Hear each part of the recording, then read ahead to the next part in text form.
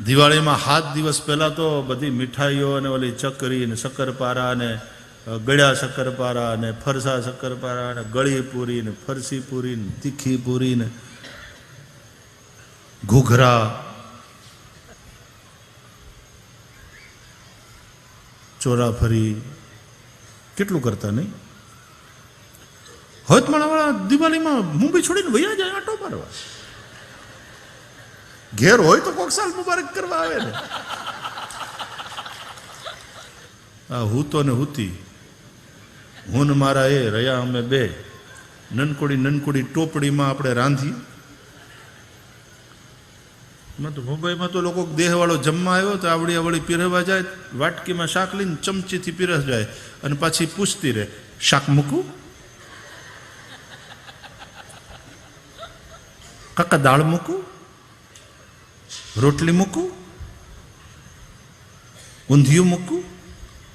તો કાકા કે હવે હું પાણી મૂકું બીજી વાર તારે ઘેર જમવા આવું. ભેંસના ડોળા જેવડી વાટક્યું અને એમાં પાછી ચમચી લઈને તું પીરવા આવીને પાછું કે પાણી, દાળ મૂકું, શાક મૂકું, રોટલી મૂકું.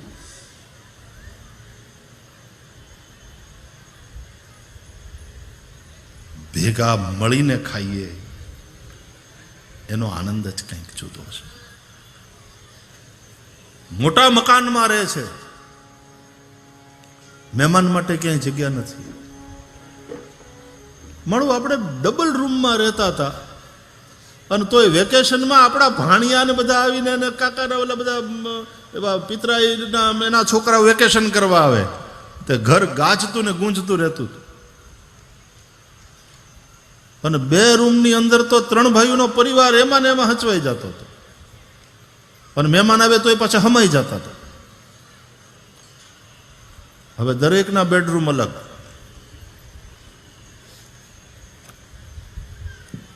મહેમાન માટે ક્યાંય જગ્યા નહીં. તમારા માટે હોટેલમાં રૂમ બુક કરાવી દીધો છે આપણે. આપણી લાઈફસ્ટાઈલ એવી ચેન્જ થવા માંડી છે.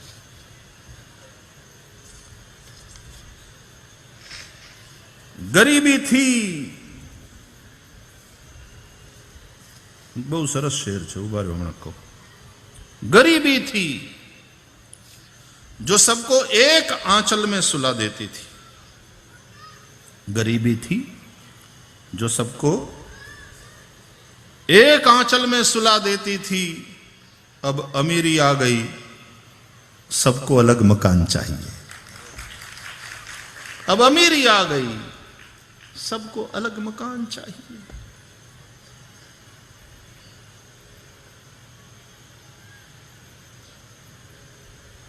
પેલા ભેગા થઈને ખાતા હતા, હવે ભેગું કરીને ખાય છે.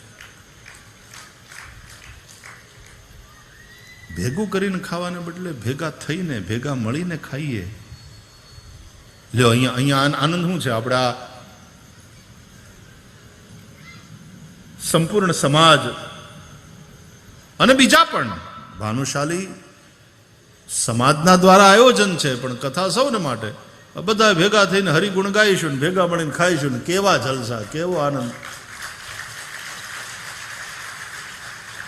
વરાની દાળ બહુ મીઠી થાય, જેટલી મોટા ટોપિયામાં પાકી હોય ને એટલી એની મીઠાશ વધારે. કંકોત્રી લખવાની નહીં, હવે તો સીધું મોબાઈલ ઉપર જ happy new year, wish you a very happy prosperous and healthy new year. કંકોત્રી વાળાના ધંધા ખતમ થઈ ગયા, નહીં તો દિવાળીના કાર્ડ લખતા. ભલે ને ઈમેલ આવી જાય અને મોબાઈલ ઉપર આમ ફટનારાનો મેસેજ આવી જાય,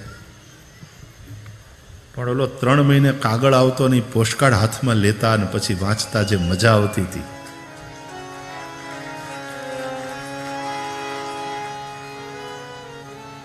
એ કાગળમાં એક સુગંધ રહેતી હતી.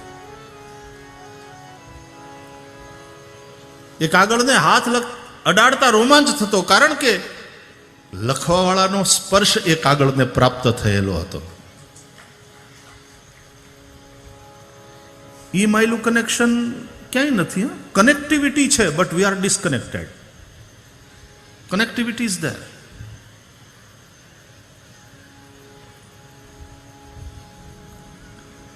પણ આ તો એ પોસ્ટકાર્ડ ઉપર એનો સ્પર્શ છે, એના હસ્તાક્ષર છે, એનો ભાવ એમાં ટપકે છે, અક્ષરોમાં, એ વાક્યોમાં.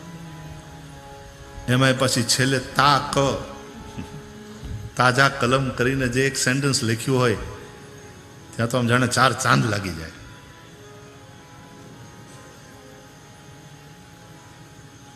કે મણિશંકર પરમ દિવસે નીકળવાના છે, એની સાથે તારી બાએ તારા માટે બનાવેલા કાંગના લાડવા ડબ્બો ભરીને મોકલાવું છું. બેટા પ્રેમથી ખાજે, તાક. પછી તો મણી કાકાની વાટ જોવાતી હોય કે માના હાથના કાંગના લાડવા ક્યારે મળે. સમય બદલાય છે, જીવનશૈલી બદલાય છે. ચિંતા ખાલી એ વાતની છે કે આ બધી ટેકનોલોજીમાં માણસ ક્યાંય ખોવાઈ ન જાય. ધીમે ધીમે તો આર્ટિફિશિયલ ઇન્ટેલિજન્સના સમયમાં આપણે પ્રવેશ કરી રહ્યા છીએ. રોબોટ્સ આવશે. અત્યારે કામવાળા મળતા નથી ને, પછી રોબોટ્સ હશે તમારા ઘરમાં. પણ એમાં તો જે ફીડ કર્યું હશે ને એ પ્રમાણે રોબોટ કરશે. પછી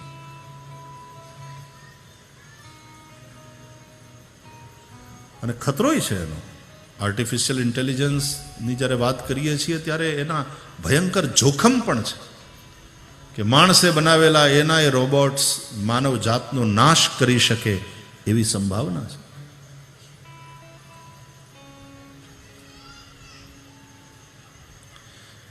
હજી આપણું જેટલું જીવન છે એમાં આપણને આવતા વર્ષોમાં શું થવાનું છે એની થોડીક ધીમે ધીમે ધીમે ઝાંખી મળી રહી છે.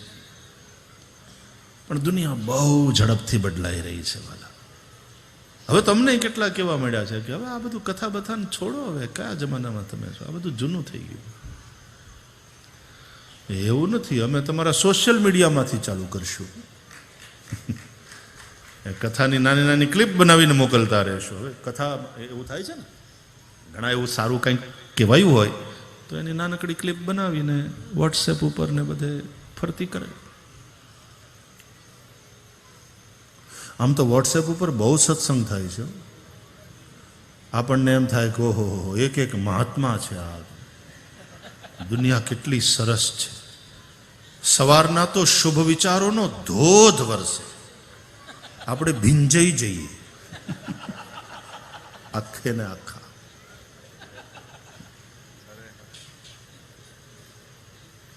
સવારે તો જે કંઈ સત્સંગ થતો હોય સોશિયલ મીડિયા ઉપર જબરજસ્ત. અત્યારે બે અંતિમોની વચ્ચે આપણે શ્વાસ લઈ રહ્યા છીએ.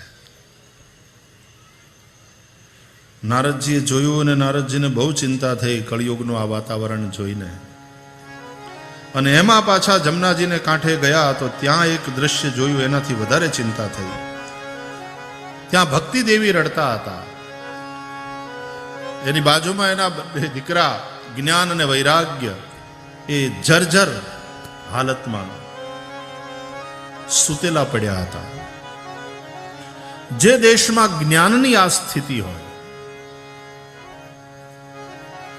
માફ કરજો પણ અટાણે આપણે કઈ બહુ બુદ્ધિમાની તરફ આગળ વધતા જઈએ છીએ એમ માનતા હોય તો આઈ ડિસએગ્રી. આપણે વધારે ને વધારે બુદ્ધુ થવા તરફ આગળ વધી રહ્યા છીએ.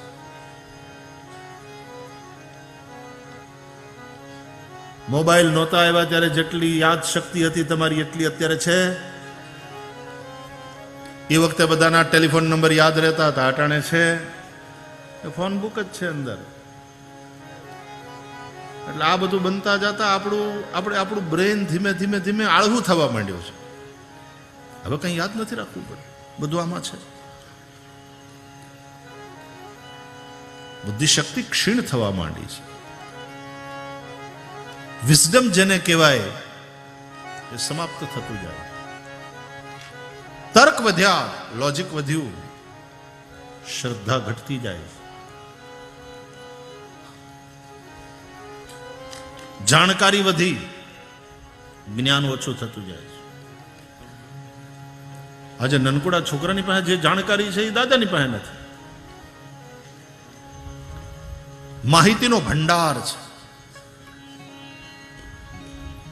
કાંઈ પણ તમે પ્રશ્ન કરો અને હજી તમે આમ વાતો કરતા હોય અંદર અંદર, ત્યાં તો છોકરું થટનારાનું વિકીપીડિયા ઉપર ગોતીને તમને મૂકી દે સામે. લો, આનો જવાબ આ છે. માહિતીનો ભંડાર છે, પણ જ્ઞાનની બાબતમાં તળિયું દેખાય છે.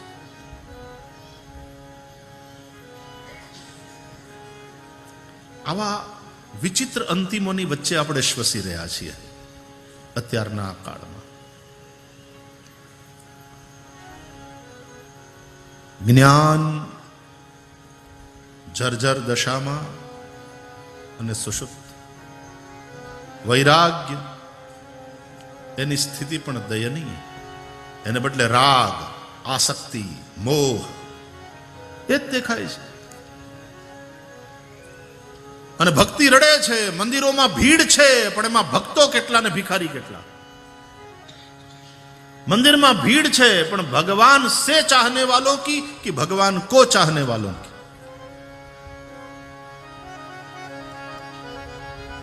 મંદિરના પગથિયા ઉપર પેલા ભિખારી બેઠા હોય છે, પણ એને એમ થાય કે અમે તો નાના ભિખારી છીએ, આ અંદર જે જાય ને મંદિરમાં એ મોટા ભિખારી, અમે 10 રૂપિયા માની જઈએ, આને 10 કરોડ સંતોષ નથી.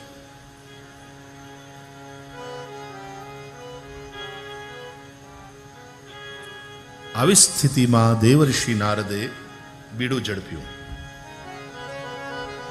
લોકો પ્રજ્ઞાવાન હોય, બુદ્ધુ નહીં બુદ્ધ બને, પ્રબુદ્ધ બને. રાગી બની અને ગુલામ થઈ બેઠા છે, એને બદલે એના ભીતર વિરાગ હોય, વાસનાનું સ્થાન પ્રેમ લે. નારદજી આ કામ કરવાનું બીડું ઝડપ્યું. અને એ કાર્ય કઈ રીતે થઈ શકશે આ પૂછતા સનત કુમારોએ દેવર્ષિ નારદને કહ્યું, શ્રીમદ ભાગવતનો આશ્રય કર્યો. ભાગવત એનાથી જ સુખી થશે.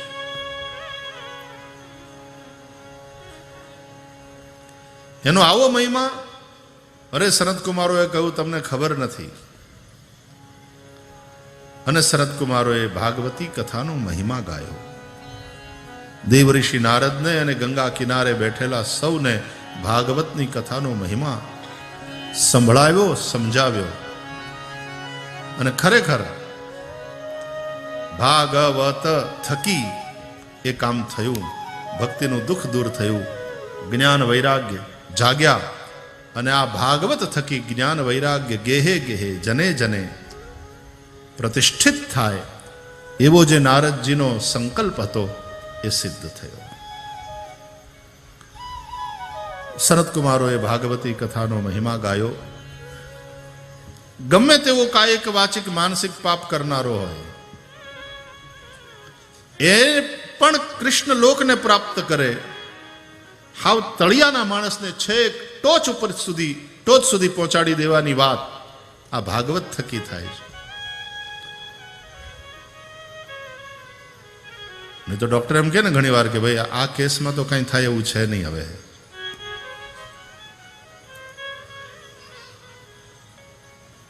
પણ અહીંયા તો નિમ્ન સ્તરનો જે પાપી પતિત હોય એને પણ ત્યાંથી ઉઠાવી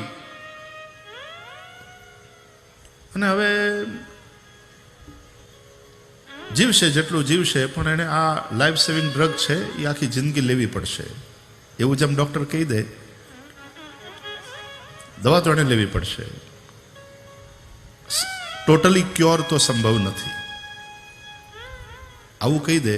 એને બદલે આમાં તો ટોટલ ક્યોર સંભવ છે. આટલું જ નહીં, કૃષ્ણ લોકની પ્રાપ્તિ થાય ત્યાં સુધી પહોંચાડે આ કથા. અતિ પતિતને પણ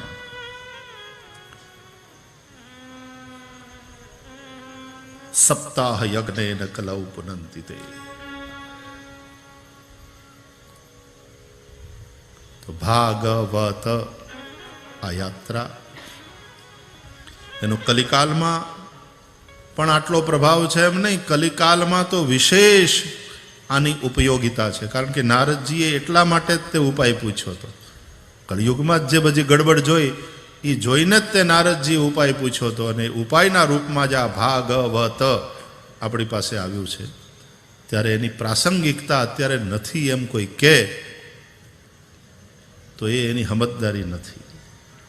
કલિકાલમાં તો આની પ્રાસંગિકતા વિશેષ છે. વિધિ કથન કર્યું છે ભાગવતની કથાનું, અને પછી અસાર સંસારમાં વિષય વ્યાસંગી બની તમારા જીવનને વ્યર્થ શા માટે વેડફો છો? आधे क्षण के लिए पिबत शुक गाथा तुलसुधाम, इस कथा का रसपान करो. परीक्षित साक्षी यत् श्रवणगत मुक्त्युक्ति कथने. તમારી મુક્તિ થશે બધી જ સમસ્યાઓથી, બધા પ્રશ્નોથી, બધી જ બીમારીઓથી, બધા જ પ્રકારની અશાંતિથી, બધા જ પ્રકારના અજ્ઞાનથી તમારી મુક્તિ થશે. પાકી વાત છે. પરીક્ષિત એમાં પ્રમાણ છે. વેદ વ્યાસ દ્વારા રચિત, જેને સાંભળી અને 7 જ દિવસમાં મુક્ત થયા મહારાજ પરીક્ષિત, એવી આ ભાગવતી સંહિતા 335 અધ્યાય, 12 સ્કંદ, 335 અધ્યાય અને 18,000 શ્લોકમાં કહેવાણી છે. એવી આ કથાનો આપણે આનંદ લઈશું આજે. કારણ કે આમ 7 દિવસમાં આપણે યાત્રા કરવાની છે, એટલે એકવાર શ્રીમદ ભાગવતમાં આજે પ્રવેશ કરી લઈએ. ઓમ શ્રી પરમાત્મને નમઃ. જન્માદ્યસ્ય યતોન્વયાદિતરતશ્ચાર્થેષ્વવિઘ્નસ્વરાટ તેને બ્રહ્મ હૃદાય આદિકવયે મુહ્યન્તિ યત્સૂરયઃ તેજો વારિમૃદાં યથા વિનિમયો યત્ર ત્રિસર્ગો મૃષા ધામ્ના સ્વેન સદા નિરસ્તકુહકં સત્યમ પરમ. મંગલાચરણના શ્લોકના સંકીર્તન સાથે શ્રીમદ ભાગવતમાં પ્રવેશ. આના ઉપર આપણે ચિંતન કરતા આવતીકાલની ભાગવત ચિંતનની યાત્રા બરાબર 3 વાગ્યાથી શરૂ કરીશું. આવો આજના આ પ્રથમ દિવસની કથાને વિરામ આપીએ. પહેલા સૌ પોતપોતાના સ્થાન ઉપર બેસી રહે. પછી આપણે ભગવાન નામ સંકીર્તન પછી કંઈક સૂચનાઓ હશે તો એ અપાશે, અને પછી નિરાજન કરીશું. આવો કુછ મિનિટ. જય જય રાધા રમણ ગિરધારી શ્યામ બનવારી. જય જય રાધા રમણ ગિરધારી, ગિરધારી શ્યામ બનવારી. જય જય રાધા રમણ ગિરધારી, ગિરધારી શ્યામ બનવારી. જય જય રાધા રમણ ગિરધારી, ગિરધારી શ્યામ બનવારી. જય જય રાધા રમણ ગિરધારી, જય જય રાધા રમણ ગિરધારી, જય જય રાધા રમણ ગિરધારી. જય જય રાધા રમણ ગિરધારી, ગિરધારી શ્યામ બનવારી. ગિરધારી શ્યામ બનવારી. ગિરધારી શ્યામ બનવારી. ગિરધારી શ્યામ બનવારી. ગિરધારી